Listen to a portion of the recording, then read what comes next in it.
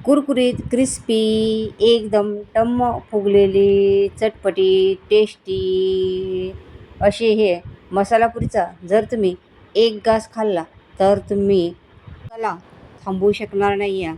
अगदी संपूर्ण पुऱ्या संपेपर्यंत तुम्ही खातच राहणार. तर चला, आज आपण अगदी चटपटीत, टेस्टी अशी मसाला पुरी बनवणार आहे. हे मसाला पुरी करायला अगदी साधी सोपी आहे आणि खायला तेवढीच टेस्टी लागते. ही तुम्ही पुरी प्रवासामध्ये पण तुम्ही घेऊन जाऊ शकता. हे 3-4 दिवस ह्या पुऱ्या नक्की टिकतात. तर नमस्कार, मी आशाच किचनमध्ये आपलं सर्वांचं स्वागत आहे. तर चला, पटकन वेळ न घालवता आज आपण रेसिपीला सुरुवात करूया. त्यासाठी सगळ्यात पहिले आपल्याला 0 नंबरचा अर्धी वाटी रवा घ्यायचा आहे आणि रवा भिजण्यासाठी आपल्याला अर्धी वाटी गरम पाणी करून घ्यायचं आहे. आता पाणी आपलं गरम करायला ठेवलेलं आहे. आता पाणी गरम झालेलं आहे. एका बॉलमध्ये पाणी ओतून घ्यायचं आहे आणि त्याच्यामध्ये आपण जे अर्धी वाटी रवा घेतलेला आहे तर रवा त्या बॉलमध्ये घालायचा आहे आणि मिक्स करून आपल्याला रवा भिजण्यासाठी ठेवायचा आहे.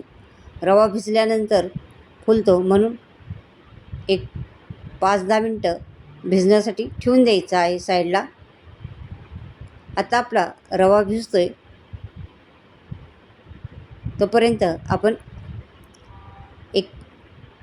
2 बटाटे मी कुकरला 3 शिट्ट्या लावून उकडून थंड करून घेतलेले आहेत. त्याचे छिलके काढलेले आहेत आणि आता आपल्याला हे खिसणीवरती खिसून घ्यायचे आहेत.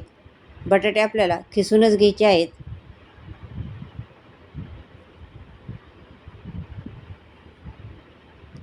बटाटे आपले खिसून झालेले आहेत.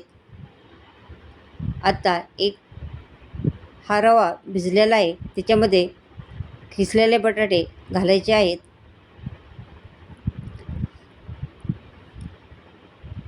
आता याच्यामध्ये घालायचे आहेत अर्धा चमचा ओवा घालायचा आहे. आता पुऱ्याला ओवा घातला की ओवा म्हणजे पुऱ्या खमंग लागतात. अर्धा चमचा जिरं घालायचं आहे. अर्धा चमचा चिली फ्लेक्स घालायचा आहे. 2 हिरव्या मिरच्या बारीक कट करून घेतलेल्या आहेत.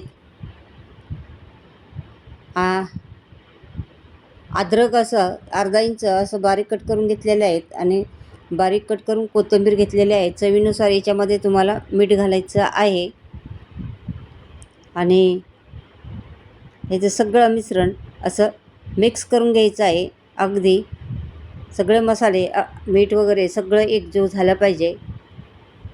आता आपल्याला याच्या हलकीशी पाव चमचे इतकी हळद घालायची आहे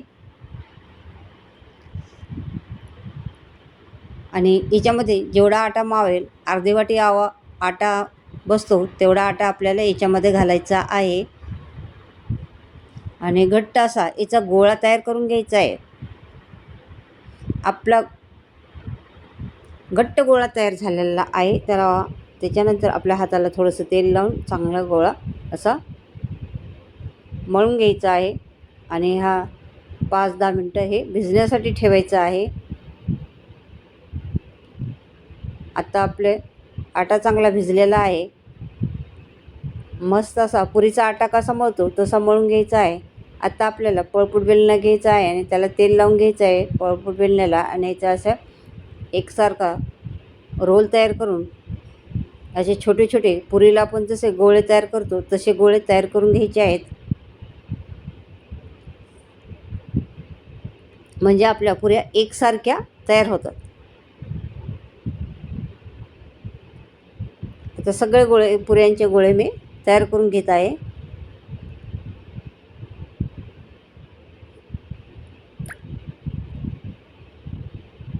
असे तोडून घ्यायचे आहेत आणि त्याच्यानंतर गोल गोल करून गोळे बनवून ठेवायचे आहेत. ह्या पुऱ्या खायला खूप टेस्टी लागतात. तुम्ही चहासोबत खाऊ शकता किंवा दहीपुरी, टमॅटो सॉस पुरी आणि हे प्रवासामध्ये सुद्धा पुऱ्या अगदी चटणी पुरी बरोबर तुम्ही नेली तरी खूप टेस्टी लागते. अशा पद्धतीने ह्या साऱ्या पुऱ्या लाटून घ्यायच्या आहेत आणि एकसारख्या पुऱ्या व्हावं म्हणून एखादी वाटी घ्यायची आहे आणि वाटीच्या मदतीने आपल्याला त्या पुऱ्या अगदी गोल अशा कट करून घ्यायच्या आहेत. कारण अशा छोट्याशा पुऱ्या बनवल्या की दिसायला फुलतात, अशा टम फुगतात आणि दिसायला पण छान दिसतात आणि खायला पण मस्त वाटतात. अशा प्रकारे मी साऱ्या पुऱ्या लाटून तयार करून घेत आहे.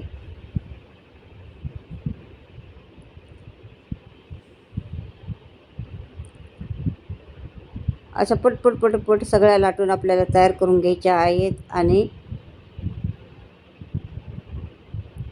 कारण तळायला खूप जास्त वेळ लागत नाही आहे. याच्यामध्ये रवा आणि बटाटे आपण भाजी तयार करून बटाटे असा उकडून घातलेला आहे, त्यामुळं पटकन ते तळल्या जातात.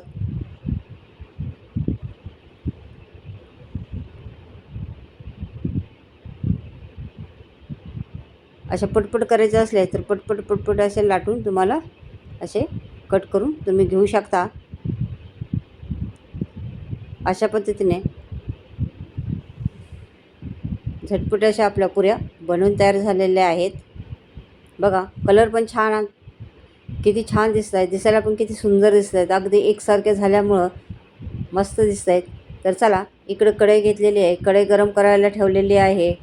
पुऱ्या तळायला खूप जास्त वेळ लागत नाही, पटकन तळल्या जातात ह्या पुऱ्या. आपल्याला मिडियम गॅस करायचा आहे. तेल चांगलं गरम करून घ्यायचं आहे.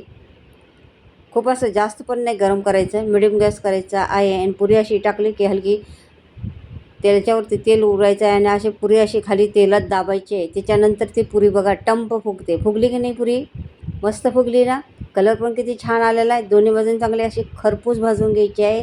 मग तेव्हाच आपली पुरी कुरकुरीत क्रिस्पी तयार होते. बघा, मस्त. आणि ह्या पुऱ्या तुम्ही अशाच जरी बनवून मुलांना टिफिनमध्ये दिल्या तर मुलांना असेच खायला आवडतात.